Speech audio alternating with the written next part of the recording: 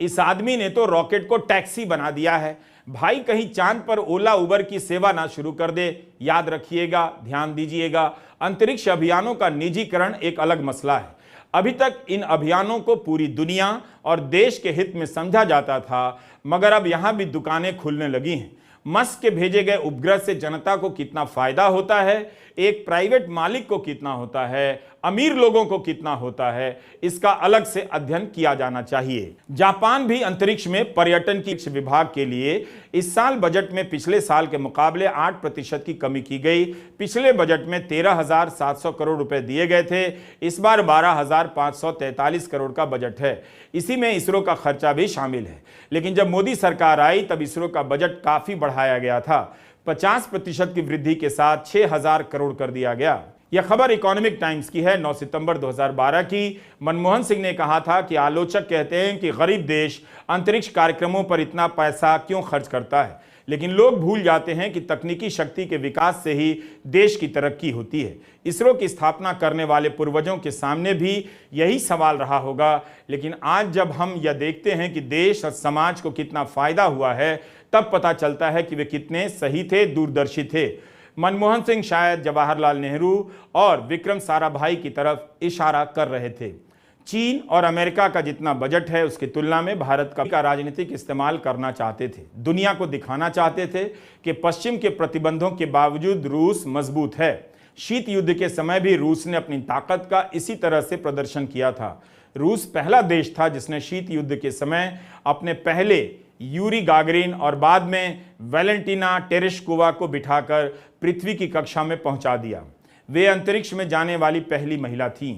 हाल के सालों में रूस अंतरिक्ष तकनीक के मामले में काफ़ी पिछड़ गया है, क्योंकि सरकार अब सेना पर ज़्यादा पैसे खर्च करती है। 1976 में लूना 24 के बाद रूस ने पहली बार लूना 25 लैंडर भेजा। चांद की सतह पर उतरने से पहले इसका संपर्क टूट गया और चूर चूर हो गया। यूक्रेन युद्ध के बाद से रूस अपने सैटेलाइट से संपर्क करने के लिए दूसरे देशों से सहयोग नहीं ले पाया। मुमकिन है इस कारण भी दोबारा संपर्क स्थापित करने में मुश्किलें आई हों।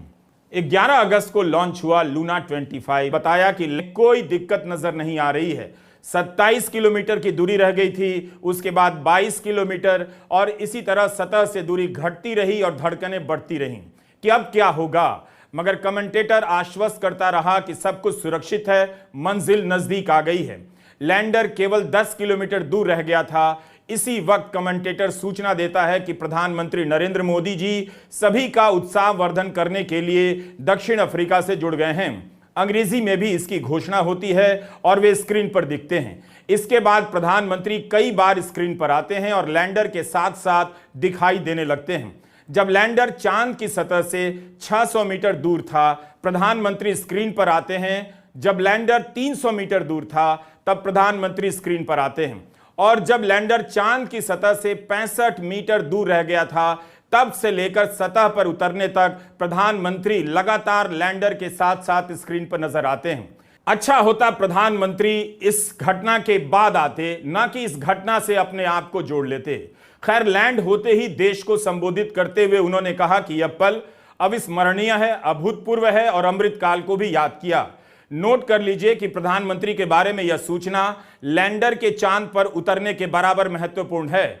लैंड होने के बाद इसरो के चीफ ने 2 पंक्ति कहते हुए प्रधानमंत्री को माइक और कैमरा सौंप दिया। भारत और इसरो की सफलता पर बधाई देते हुए कांग्रेस नेता जयराम रमेश एक वीडियो बयान जारी करते हैं और विक्रम साराभाई को याद करते हुए इसरो का इतिहास बताते हैं। सतीश धवन, ब्रह्म प्रकाश, UR राव जैसे वैज्ञानिकों के योगदान को याद करते हैं। जयराम रमेश ने कहा कि यह सब कुछ साझा प्रयास का नतीजा है। 2008 में शुरू हुआ चंद्रयान प्रथम का सफर आज अपनी मंजिल पर पहुंच गया है।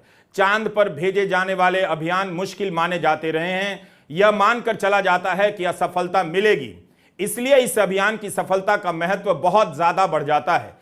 चांद के दक्षिणी ध्रुव पर भारत से पहले रूस ने पहुंचने की कोशिश की, मगर उसका लूना 25 लैंडर चांद की सतह पर उतरने से पहले ही चूर चूर हो गया।